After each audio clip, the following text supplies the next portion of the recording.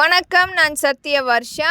அனைத்திந்திய அண்ணா திராவிட முன்னேற்ற கழகம்தான் மக்களுடைய வாழ்வாதாரத்தை மீட்டெடுத்து கொடுத்திருக்கின்றது. ஒவ்வொரு ஆட்சி அமைப்பிலுமே நிர்ணயம் செய்திருக்கின்றது.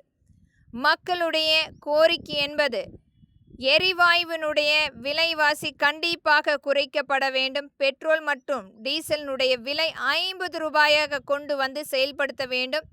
இது அம்மா உணவகம் போன்று எளிய மக்களுக்குரிய அம்மா எரிவாயு நிலையங்கள் கொண்டு வரப்பட வேண்டும்.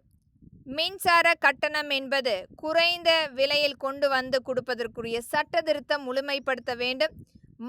மாதம் மின் கட்டணம் செலுத்துவதற்குரிய அங்கீகாரம் அளிக்க வேண்டும். அனைத்திந்திய அண்ணா திராவிட முன்னேற்ற கழகத்தின் ஆட்சியில் இது முழுமைப்படுத்தும் திட்டமாக கொண்டு வர வேண்டும். மக்களுடைய இன்றைக்கு எதிர்பார்ப்பு என்பது அனைத்திந்திய அண்ணா திராவிட முன்னேற்ற கழகம் ஆட்சி அமைக்கப்பட வேண்டும் என்பதற்குரிய முன்கூட்டியே மக்கள் பதிவு செய்து கொண்டிருக்கின்றார்கள். நம்பிக்கையோடு காத்திருங்கள். அனைத்து வகையான சட்ட திருத்தங்களும் மக்களுக்காக கொண்டு வரப்படும். நன்றி மக்களே.